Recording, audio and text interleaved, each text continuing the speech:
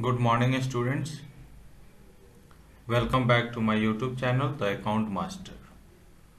Today, I am here to deliver a lecture on the subject Human Resource Management for the students of MCOM and MBA on the topic Functions of HR.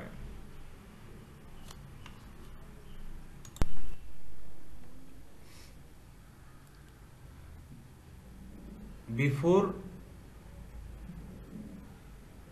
functions of management, skill and proficiency of HR managers are necessary to know.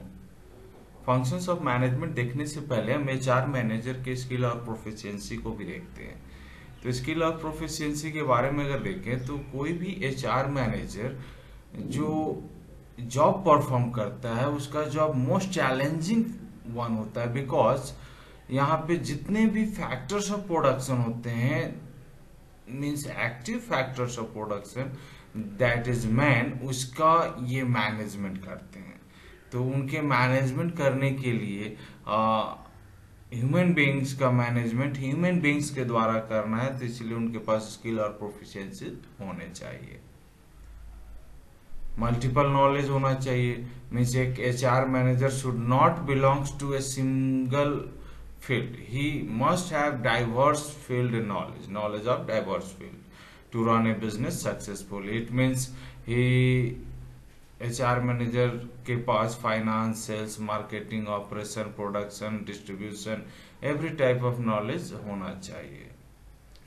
दूसरा है personal attribute. Personal attribute means अच्छा mental ability होना चाहिए, communicate करने के लिए, articulate करने के लिए, handle people and situation with intelligence.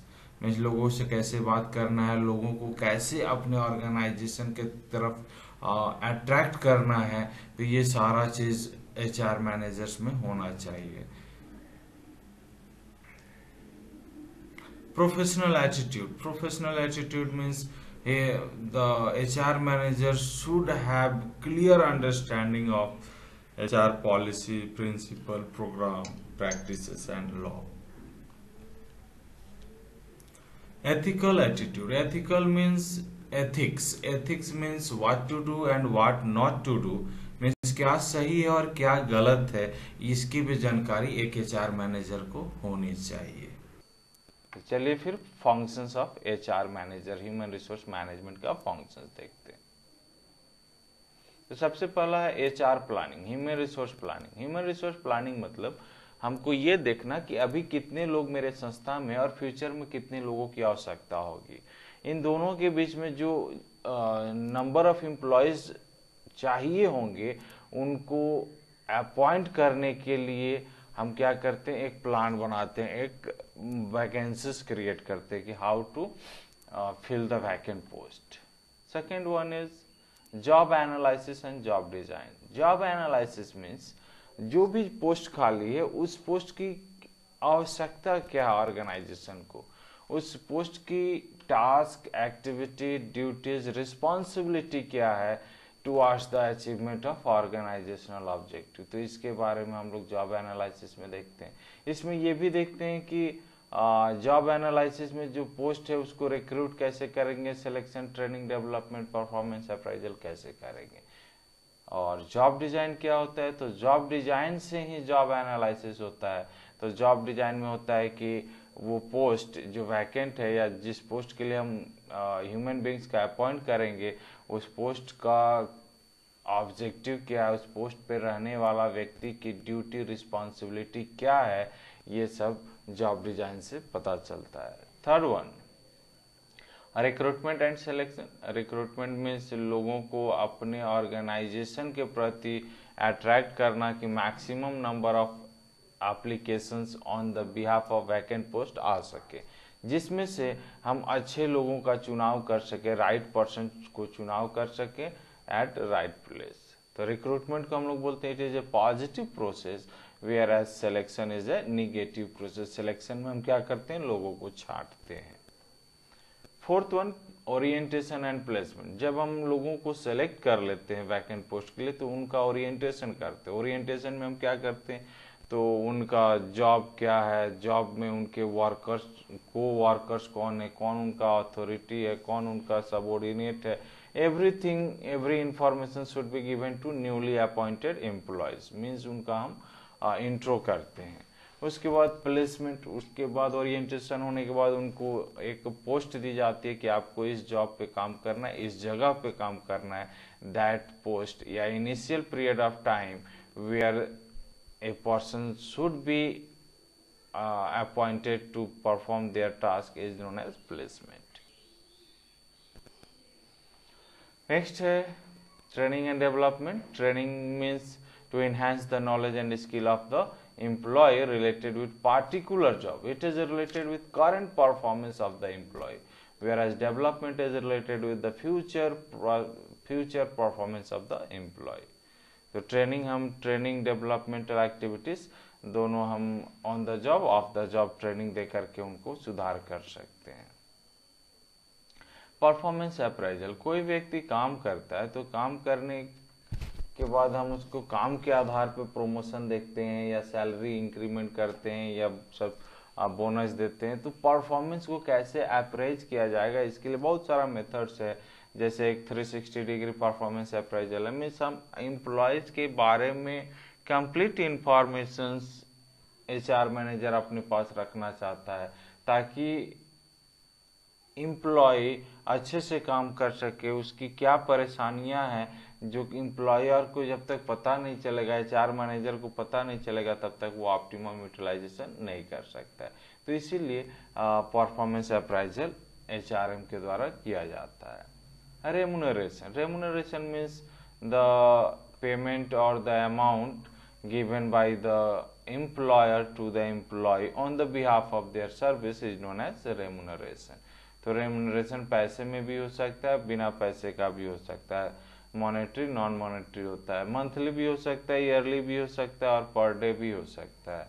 इसमें हम लोग इनडायरेक्ट बेनिफिट भी देते हैं, मीन्स आफ्टर रिटायरमेंट बेनिफिट देते हैं। सैलरी के साथ साथ हम उनको हेल्थ मेडिसिन इंश्योरेंस भी कराते हैं, साथ साथ उनको वैकेशन के लिए पैकेजेस भी देते हैं कि वो बाहर जाके घूम के आ सकें। रेशन। नेक्स्ट वन है communication and motivation. Communication means to deliver information from one person to another and making the one person to understand in the same sense as the message was sent. तो जैसा message दिया गया उस तरह से message को समझना चाहिए, दैट इज कम्युनिकेशन। तो communication plays an important role in performing the job of subordinate. And motivation is the most important factor which excite the employees to utilize their optimum capacity towards the objective of the organization. तो motivation एक driving force है जिसके through लोग अपना मेहनत ज़्यादा करते हैं ताकि उनको ज़्यादा सैलरी मिल सके, ज़्यादा नाम मिल सके और ऑर्गेनाइजेशन का ऑब्जेक्टिव सही समय पे अचीव हो सके। नेक्स्ट है वेलफेयर, सेफ्टी एंड हेल्थ। कोई भी एम्प्लॉय जो वर्क करता है वो एक जगह पे तभी स्थिर रह सकता है जब उसका ऑर्गेनाइजेशन उसके वेलफेयर के बारे में बात करे, जॉब सेटिस्फैक्शन के बारे में बात करे, सेफ्टी के बारे में बात करे, उसके हेल्थ के बारे में बात करे। अगर एम्प्लॉय के बारे में इतना सोचेगा तो एम्प्लॉय कभी भी ऑर्गेनाइजेशन को लेफ्ट नहीं करेगा। तो it is the most important factor of HRM to provide welfare में। अगर हम देखें तो वर्क प्लेस फैसिलिटीज जो होते हैं वो होने चाहिए, मीन्स हेल्दी इन्वायरमेंट होना चाहिए, हेल्दी वर्किंग इन्वायरमेंट होनी चाहिए, पीने का साफ पानी होना चाहिए, छाँव में होना चाहिए, काम करने का प्लेस शांत होना चाहिए। सेफ्टी के अनुसार देखें तो जो मशीन डेंजरस है वहाँ पे फेंसिंग होना चाहिए, डेंजर का एक लेबल लगा हुआ ना चाहिए, रिस्ट्रिक्टेड एंट्री का लेबल लगा हुआ ना चाहिए ताकि कोई भी उधर ना जाए और एक्सीडेंट ना हो। साथ में ऑर्गेनाइजेशन अपने एम्प्लॉयज को हेल्थ इंश्योरेंस भी करा करके देना चाहिए, चाहे वो मेंटल, फिजिकल और इमोशनल हेल्थ से रिलेटेड हो, ताकि ऑर्गेनाइजेशन के वर्कर्स मेंटल, फिजिकल और इमोशनल हेल्दी वर्कर्स बन सकें। Third one, industrial relation. Industrial relation means relationship between management and workers of the organisation. मालिक और स्टाफ के बीच में अच्छा रिलेशन एस्टैब्लिश करना भी एचआरएम का फंक्शंस होता है, that is known as human industrial relation. तो इंडस्ट्रियल रिलेशन जरूरी है ऑर्गेनाइजेशन के स्मूथ रनिंग के लिए और ऑब्जेक्टिव को टाइमली अचीव करने के लिए। तो it is the last function perform by the human resource. I hope the student will highly benefited through this lecture. Their queries and suggestions are appreciated. Thank you. Be happy and make someone happy. Have a great day.